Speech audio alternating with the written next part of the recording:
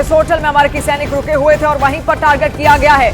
Iran ने Iraq को कैसे निशाने पर लिया, आप वहां पर देखिए। इसके अलावा कई सारे मिलिशिया ग्रुप्स भी इराक में मौजूद हैं जो लगातार समर्थन देते आए हैं ईरान को, और इसी वजह से वहां पर पहले भी ऐसी कई झड़पें निकलकर सामने आई। और अभी जो तस्वीरें वहां पर सामने आई, आप देखिए, कुछ अमेरिकी सैनिक वहां पर रुके हुए थे। इराक के अंदर भी बहुत सारे अमेरिकी बेसेस मौजूद हैं जो अमेरिका पूरी तरीके से ऑपरेट करता है। अमेरिकी सेना वहां से ऑपरेट करती है, अमेरिकी फाइटर जेट वहां से ऑपरेट हो सकते हैं।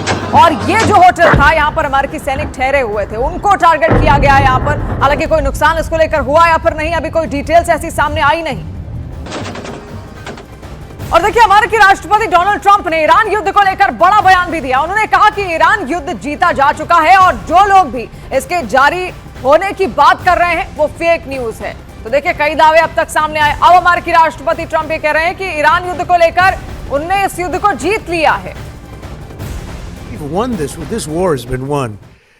The only one that likes to keep it going is the fake news. I mean, the New York Times, you read the New York Times, it's like we're not winning a war where they have no Navy and they have no Air Force and they have no nothing. And we literally have planes flying over Tehran and other parts of their country. They can't do a thing about it. For instance, if I want to take down that power plant, that very big, powerful power plant, they can't do a thing about it. It's like, take me. That's all they can do. And yet, if you read the New York Times or if you watch ABC fake news or NBC fake news, you'd say it's a close battle. It's not a close battle. और देखिए, Trump ने दावा किया कि Iran इस बात पर सहमत हो गया है कि अब वो परमाणु हथियार नहीं बनाएगा। यही शर्त भी लगातार अमेरिका की यहां पर थी। ट्रंप ने यह भी कहा कि अमेरिका अच्छी बार्गेनिंग पोजीशन में है, जबकि ईरान के पास ना तो सेना बची है और ना ही नेवी और ना ही उनके पास मिसाइल से सुरक्षा के लिए कोई डिफेंस सिस्टम बचा हुआ है। तो ट्रंप का बयान है जो इस वक्त आप सुन रहे हैं। Look, if we can end this without more lives being down, without knocking out $10 billion electric plants that are brand new and the apple of their eye, I'd like to be able to do that, you know. But they can't have certain things. I mean, you know the things. I don't have to go over the list, but again, it starts with no nuclear weapons, and they've agreed to that. There won't be any nuclear weapons. They're not going to have, and they're not going to have enrichment, any of those things. But look, I hate to say that we're in a very good bargaining position, and I hate to say that they're defenseless because, you know, until that last missile is fired, they have little power. But we are in about the best bargaining position. We're way ahead of schedule. And again, they have no Navy and they have no Air Force and they have no missile protection, and most of their missiles are gone. Most of their launches we've killed. You know, we've killed about 82% of their launches. So even if they had a missile, they can't launch it. और देखिए, Trump ने कहा है कि Iran के साथ बातचीत लगातार जारी है और जल्द ही कोई बड़ी डील हो सकती है। उनका दावा है कि ईरान खुद समझौता करना चाहता है और नई लीडरशिप ने उन्हें बड़ा तोहफा भी दिया है। देखिए, ट्रंप के कई दावे अब तक सामने आए। ईरान के साथ बातचीत लगातार जारी है, ये उनका कहना है, लेकिन देखिए, युद्ध अब भी पूर्ण रूप से तो थमा नहीं है। Do you think I trust them? I don't trust them. Then why bother talking to them? Because they're going to make a deal. They're going to make a deal. They did something yesterday that was amazing, actually. They gave us a present, and the present arrived today. And it was a very big present worth a tremendous amount of money. And I'm not going to tell you what that present is, but it was a very significant prize. And they gave it to us, and they said they were going to give it, so that meant one thing to me: we're dealing with the right people. Is that nuclear related? No, it wasn't nuclear related. It was oil and gas related, and it was a very nice thing they did. But what it showed me is that we're dealing with the right people. Because, you know, you don't know, because the leadership was killed, all gone. Khomeini, all gone, as the expression goes, the past supreme leader. And then the new supreme leader was racked up, at a minimum racked up pretty good, and everyone else was gone. And then many of the people in the third tier are gone, but we're dealing with a group of people that I think turn out, and the present, the gift they made to us was very significant, and they said they were going to do it, and it happened. Trump का ये बयान आपने सुना और इसके अलावा Trump ने यह भी कहा कि ईरान के साथ समझौते की कोशिशें अब भी जारी हैं। लेकिन देखिए, सबसे बड़ा सवाल इसमें यह है कि क्या इजरायल के साथ मिलकर ये बातचीतें यहां पर हो रही है या फिर अपने दम पर इस युद्ध को रोकने की कोशिशें ट्रंप यहां पर करते हुए नजर आ रहे हैं, क्योंकि इजरायल तो किसी भी कीमत पर रुकेगा नहीं और वो चाहता है कि ईरान खत्म हो जाए। JD is involved, and Marco is involved, and Jared Kushner is involved, very smart guy, and Steve Witkoff, smart guy, is involved, and I'm involved. I'm involved. Why? I'm going to be so big. Oh, I don't want to talk about it. I'm the president of the United States, Tom, and I'm not going to talk about it. It's beneath me to talk about saving millions of lives, because that's what you're talking about. You're talking about saving millions of lives.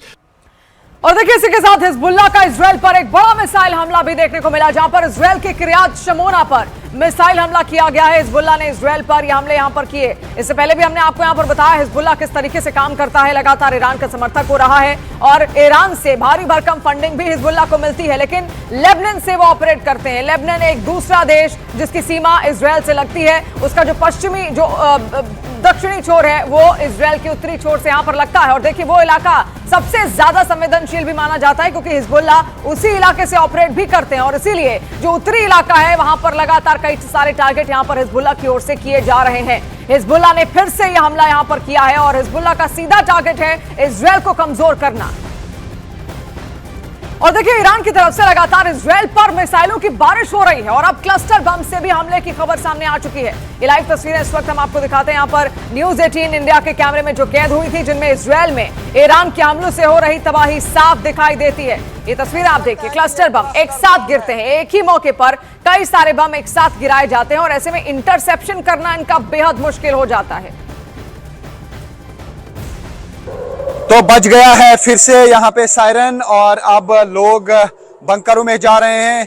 एक के बाद एक जो है missile attack launch किए जा रहे हैं ईरान की तरफ से और आप देख सकते हैं कि किस तरीके से लोग बंकरों की ओर भाग रहे हैं और अभी बंकर में छुप रहे हैं।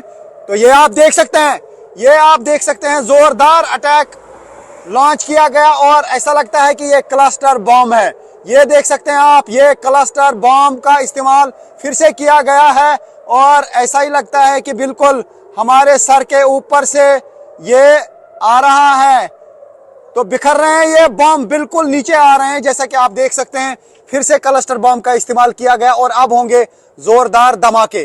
तो ईरान की तरफ से फिर से इसराइल पर एक जोरदार मिसाइल अटैक किया गया। इस बार टेल अवीव पे फिर से अटैक किया गया, जो कल दिन में अटैक किया गया था। बताया जा रहा है कि वो कन्वेंशनल वॉर हेड था, लेकिन इस बार जो हमने आसमान में देखा वो बिल्कुल क्लस्टर बॉम्ब्स थे, क्योंकि जो मिसाइल आया उसके बाद छोटे छोटे बॉम्ब जो है इर्द गिर्द बिखरे और उसके बाद जोरदार धमाके हुए, कई धमाके हुए। उसका मतलब है कि जो क्लस्टर बॉम्ब थे वो फट रहे थे। तो फिलहाल ईरान की तरफ से हमलों का सिलसिला जारी है। हालांकि इसराइली फोर्सेस ने भी ईरान में कई हमले किए और दूसरी तरफ से नॉर्थ इसराइल में भी अटैक्स हुए।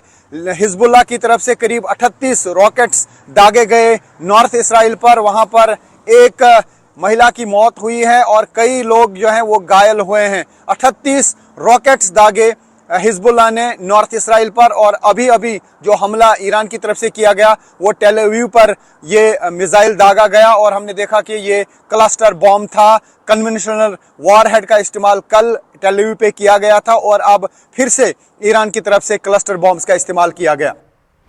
और देखिए, इराक में मरकी ब्लैक हॉक को मार गिराया गया है, जहां पर विक्टोरिया बेस पर यूएस ब्लैक हॉक को मार गिराने का दावा किया गया। इराक के विद्रोहियों का ब्लैक हॉक गिराने का यह दावा यहां पर है।